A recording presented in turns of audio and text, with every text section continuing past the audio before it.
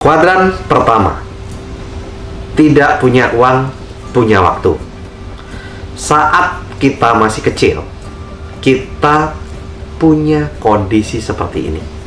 Terutama kalau kita berasal dari keluarga rata-rata secara ekonomi.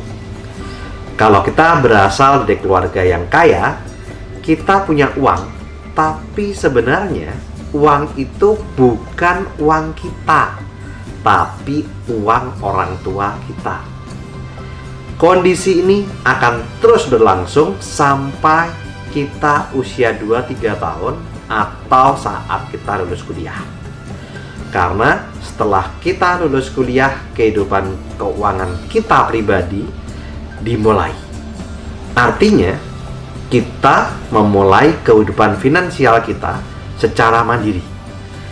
Rata-rata orang di usia 23-25 mulai bekerja dan memperoleh uang dari hasil kerja kita sendiri. Kalau sampai saat lulus kuliah atau di usia 23-25 kita masih belum bekerja, berarti kita masuk kategori pengangguran. Yang berarti, mohon maaf, kita mungkin jadi benalu buat keluarga kita atau bahkan masyarakat. Kuadran yang kedua adalah kuadran tidak punya uang dan tidak punya waktu. Kelihatannya lebih tidak enak.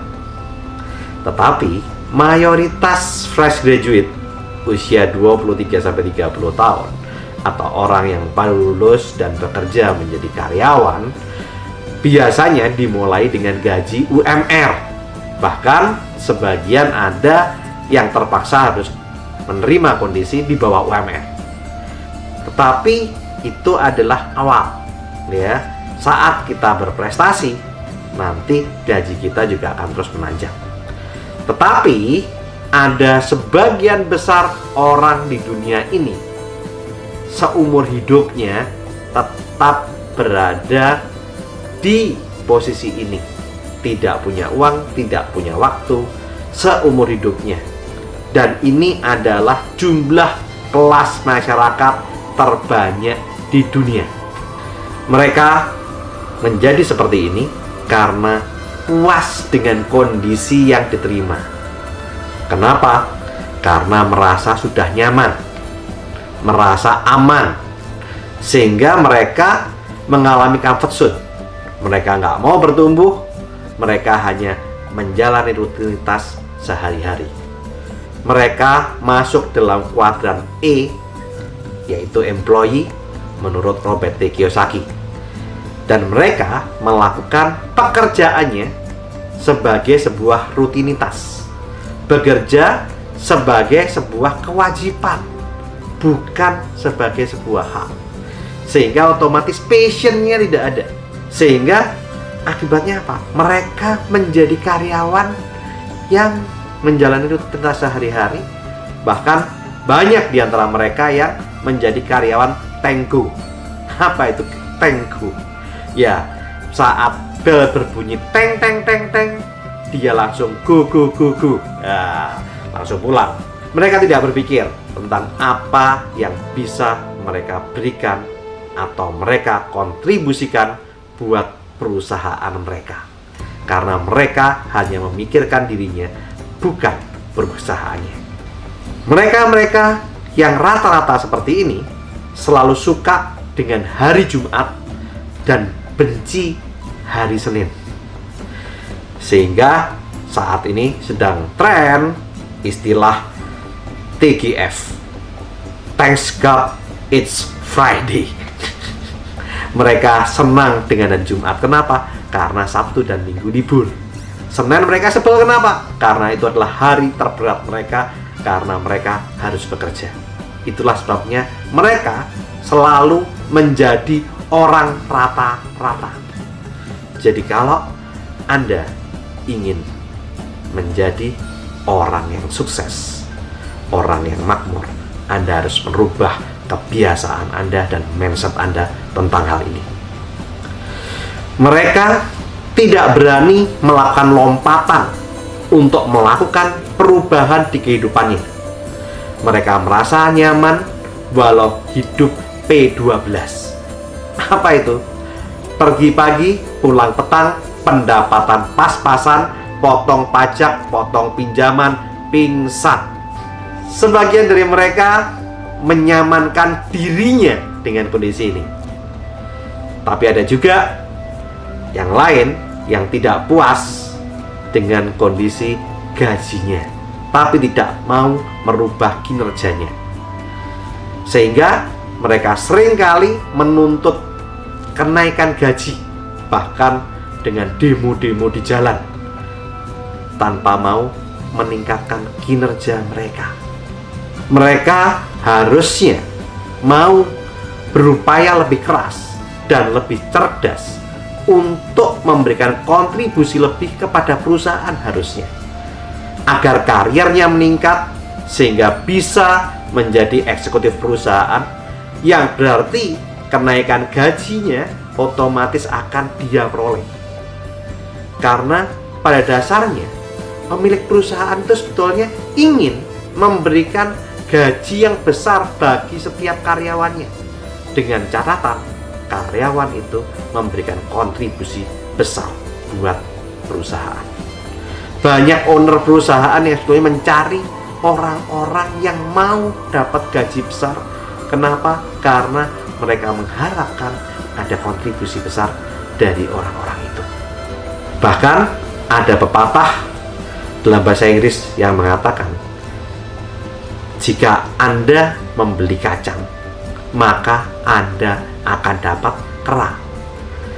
If you give peanut, you get monkey. Apa artinya? Mohon maaf, dalam bahasa Inggrisnya memang kasar ya, tapi itu terjadi. Kalau Anda hanya menggaji orang-orang yang dengan gaji rendah, Anda tidak akan pernah mendapatkan orang-orang yang bagus. Orang bagus pasti akan mendapatkan gaji yang tinggi. Jadi, untuk memperoleh gaji yang besar, tidak diperlukan demonstrasi di jalan-jalan, tapi demonstrasikan kerja keras dan kerja cerdas Anda dan kontribusi besar Anda kepada pemilik perusahaan. Maka gaji Anda pasti akan naik pesat. Karier Anda juga akan meningkat. Tips dari saya agar Anda bisa jadi eksekutif perusahaan, yaitu jangan berpikir apa yang Anda peroleh dari perusahaan, tetapi berpikirlah apa kontribusi yang bisa Anda berikan kepada perusahaan. Karena jika Anda sudah berkontribusi besar, tetapi perusahaan tempat Anda bekerja tidak memberi gaji yang sepadan dengan kontribusi Anda, maka akan banyak perusahaan di luar sana atau headhunter yang akan menawarkan pekerjaan dengan gaji eksekutif yang jauh lebih besar untuk Anda peroleh. Atau bagi Anda yang selera pemberani, yang berani melawan rasa aman dan rasa nyaman, karena Anda merasa bahwa gaji Anda tidak sepadan dengan kontribusi Anda di perusahaan Anda tempat bekerja, Anda bisa melakukan lompatan dari kuadran employee ke kuadran self-employee, atau bahkan ke kuadran bisnis, dengan Anda memulai pekerjaan untuk diri Anda sendiri.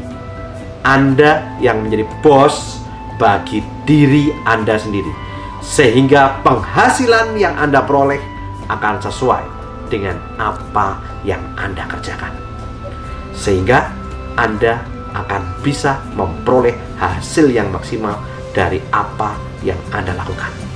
Karena di bisnis dan di self-employed, hasil tidak akan mengkhianati proses dan kerja Anda.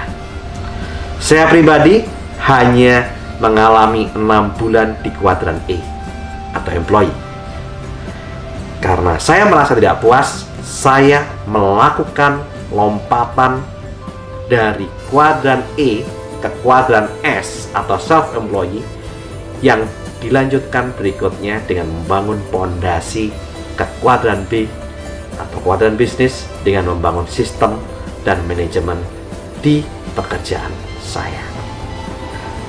Kuadran ketiga, yaitu kuadran punya uang tapi tidak punya waktu. Kuadran ini adalah kuadran bagi para eksekutif perusahaan dan kuadran untuk self-employee. Masa produktif finansial seseorang biasanya itu di antara usia 35-55 tahun. Di mana pada rentang usia ini sebagian karyawan yang mempunyai kontribusi besar buat perusahaan tempat dia bekerja, karirnya akan menanjak pesat dan dia masuk dalam jajaran posisi manajerial, menjadi eksekutif perusahaan dengan gaji yang besar. Tetapi mereka juga memikul tanggung jawab yang besar dan menuntut waktu serta pemikiran yang lebih daripada karyawan rata-rata. Untuk self-employee yang bisnisnya bertumbuh pesat, menuntut banyak waktu, menuntut pemikiran yang lebih dan resiko yang besar. Mereka harus mau bertumbuh baik secara pemikiran maupun pengetahuan maupun apapun agar mereka bisa bertumbuh. Mereka biasanya mengembangkan dirinya tanpa ada perintah. Mereka berusaha mengembangkan kapasitasnya. Ada sebagian yang membaca buku-buku tentang peningkatan kapasitas diri. Mereka juga mengikuti training-training yang diperlukan agar kemampuannya bertumbuh pesat. Dalam hal ini, sang self-employee yang selama ini mengandalkan diri sendiri harus juga mulai memikirkan untuk membuat tim, membuat sistem manajerial, dan bertransformasi dari kuadran self-employee menjadi kuadran bisnis dengan membangun tim, melakukan kaderisasi, delegasi, dan memberikan kepercayaan serta tanggung jawab kepada timnya. Di posisi ini, self-employee harus menjadi direktur sekaligus jenderal perang untuk timnya. Mereka harus berfokus pada pengembangan SDM, pengembangan sumber daya manusia, baik secara technical skill ataupun soft skill, dengan cara memberikan pelatihan secara berkala. Bisa juga dengan memberikan rekomendasi buku-buku yang harus dibaca oleh timnya agar timnya juga bertumbuh secara dari dalam kapasitas dirinya. Nah, transformasi dari kuadran self-employee ke kuadran bisnis memang membutuhkan banyak waktu, banyak tenaga, banyak pikiran, dan banyak biaya, tetapi layak untuk diperjuangkan. Agar apa? Agar bisa masuk ke kuadran keempat, yaitu punya uang dan punya waktu. Ada dua tipe orang yang punya uang dan punya waktu. Tipe yang pertama adalah tipe orang yang membangun bisnisnya tadi.